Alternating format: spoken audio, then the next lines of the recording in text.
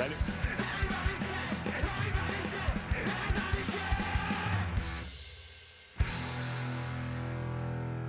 On retrouve Renaud Lavoie, Sunrise, à la mise en échec cette fois. Renaud, c'est hors propos dans ta chronique, mais je commence avec un mot sur Lane Hutson. L'homme de 100 millions, crie-t-on sur tous les toits ici à Montréal et au Québec. Est-ce que tu y crois? Non, c'est un peu trop d'argent, là, présentement. 100 millions sur 8 ans, là, écoute... 12,5 par année. Écoute, non. Puis, c'est pas parce qu'il ne le mérite pas tout de suite. La question, c'est de savoir qu'est-ce que Lane Hutson va faire, dans le sens que si j'étais lui, je prendrais beaucoup plus l'avenue d'Austin Matthews. Ouais. Oui, exactement. Exact. C'est un plafond salarial qui va augmenter de façon exponentielle. Voilà. Je pense que dans le cas de Lane Hutson, ce serait beaucoup plus logique pour lui de signer un contrat de 5 ans. C'est sûr que probablement que Kent Hughes, Jeff Gorton n'aiment pas entendre ça. Eux aimeraient mieux un contrat de 8 ans. À partir de ce moment-là, si on va à 8 ans, oui, ça risque, mais 12 millions et demi, je ne vois pas que c'est possible présentement. Bien, si le Canadien insiste pour 8 ans, Lane, c'est du 8 ans. Donne-moi 100 millions, moi, te le signer. Sinon, moi, je suis prêt à prendre le risque de gagner 15 par année dans 5 ans. Après 2 trophées Norris, puis 2-3 saisons de entre 80 et 90 points. Rien d'impossible avec ce garçon-là, là, on le sait. Puis lui, il le pense, puis il le croit vraiment. Alors, je suis le Canadien, c'est sûr que je veux signer ça 8 ans. Et là, moi, je pense, sincèrement, c'est une bonne affaire pour tout le monde à 12,5 par année pendant 8 ans. Mais, tu sais, dans 4 ans, Renaud, donc à la 3e année de ce contrat de 8 ans-là, le cap va être à 125 millions. Ça veut dire qu'il ne ferait que 10 de la calotte salariale du Canadien. C'est le joueur franchise de l'équipe, là, puis je vois pas qui va le déloger de ce tag-là dans les prochaines années. C'est le joueur le plus important.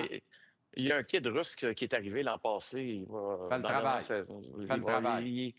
Il va être capable de cogner à cette porte-là aussi. Écoute, c'est une bonne question, mais moi, la bonne nouvelle, c'est que j'ai confiance en Jeff Gorton et Kent Hughes. C'est des gens qui sont brillants. Puis, sais-tu quoi? J'ai confiance aussi aux jeunes joueurs de l'organisation. Ce sont tu sais, Lane Hutson, c'est un jeune homme extrêmement brillant. Je pense pas qu'il veut se mettre comme à l'avant-plan en disant « Hey, c'est moi le king ici. Je veux être... » Non, c'est pas comme ça qu'on voit les choses. Exact. De son côté à lui, puis je pense aussi du côté de l'organisation. OK, parle-moi des Oilers. Éternel deuxième, Renaud? Bien, en tout cas, moi, ce qui me fait rire dans la vie, c'est quand tu décides de mettre un habit à quelqu'un qui n'est pas capable de porter d'une certaine façon. Comme si tu demandais, je sais pas moi, à un thon de se transformer en abeille. Hein? Un bourdon en abeille. Est-ce que ça se peut sur un bourdon qui se transforme en abeille? OK, un thon de même. Je pensais le thon poisson. Non. Là, on y en demande pas mal. le poisson. Le bourdon qui se transforme en abeille, soudainement. Tu comprends? C'est pas sûr. Ben, moi, pas hier, mais avant hier, c'est ce que j'ai vu d'une certaine façon.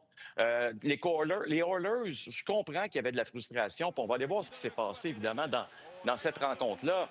Mais tu sais, pour moi, les Panthers portent bien leur nom. C'est un animal qui est très difficile si tu veux, enrayer facilement. On décide du côté des joueurs des Oilers de se transformer. Je ne sais pas en quoi, quel genre d'animal exactement, mais tout le monde engage le combat contre les joueurs des Panthers. Mais regarde ça, là. Ils finissent tous deuxièmes, les joueurs des Oilers. Se font malmener, maltraités, sans arrêt. Et c'est ce que je retiens, c'est qu'ils ne sont pas équipés pour faire face à la musique, la vraie musique, OK? T'as bien beau prendre le bourdon, puis le transformer en abeille, ça demeure un bourdon. Pas une autre façon de le dire. En tout cas, il y a une petite fille, elle, qui avait parlé à un journaliste avant le match de lundi, qui était tout excitée, qui disait qu'elle voulait voir de bonnes bagarres sur la glace. Ils l'ont rencontrée après le match et ça a donné ceci. Ah ouais. Okay, peel back the curtain a little bit. We interviewed 9-year-old Sophia here before the game, and I asked her what her favorite part of Florida Panthers games are. Sophia, what is your favorite part of Panthers game? The fighting. The fighting. Okay, so now I have to ask you, now that it has become the big story from this game, what did you think about the fighting, especially in that third period? It was really good, and I really liked how they punched each other a lot. I don't know how to answer that one, I guess, but I mean, that's funny. I'm glad she enjoyed it, I guess. I don't know. I'm not really trying to teach kids to do that, but I hope. I don't know. I hope they enjoyed the rest of the game too. I mean, for us, the biggest part was just getting the win. So I think, the fans probably enjoyed that as well. Bon, Quand ça. même. Quand même. C'est-tu assez bon? C'est excellent. C'est troublant un peu, mais c'est excellent. Gadzovic, bon bougre s'il en est un, c'est celui qui a le moins bien paru dans cette foire d'empoigne, là. Non, Darnell Nurse a livré un... Hey, Gadzovic, c'est tout un homme, m'a dire de quoi. Tu sais, il n'a pas perdu le combat, là, mais Darnell Nurse, c'est celui qui a le mieux paru de tous les Oilers. Hey, la bataille a duré 4 minutes et quart. Ah oui, Les une Romans chance qu'il n'a pas d'affaires de frappé même. A.J. Greer, par contre. Il s'en allait frapper A.J. Greer, le sortir carrément du reste de la finale. Oui. Une chance qu'A.J. Oui. avait des yeux tout autour de la tête. Comme on dit. AJ, d'ailleurs, les lumières sont éteintes. C'est toujours rigolo quand les lumières s'éteignent chez AJ. J'haïs pas ça. OK, concert d'éloge autour de Paul Maurice aujourd'hui. Oui, qui, lui, est loin d'être un imbécile, on va se le dire.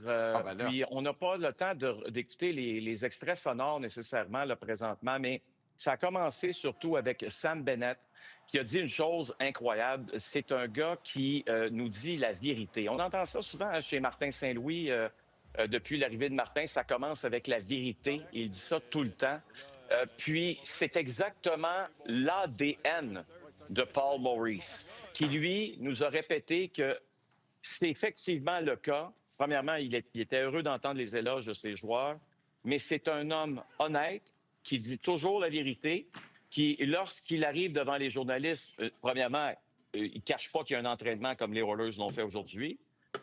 Deuxièmement, lorsque c'est le temps de faire des changements dans la formation, l'annonce le matin. Ça inclut le gardien de but. Il faut vous dire qu'il n'y a pas eu à le changer cette année. Donc, tu vois que c'est quelqu'un qui est honnête et cette honnêteté-là est extrêmement payante. J'espère qu'il y a des jeunes coachs qui peu importe le niveau, qui nous écoutent, qui vont s'inspirer de Aucun doute, Maurice est en train de redéfinir le modèle. À demain, Renaud. Oui. Bonne soirée à Sunrise. Salut Jean-Charles.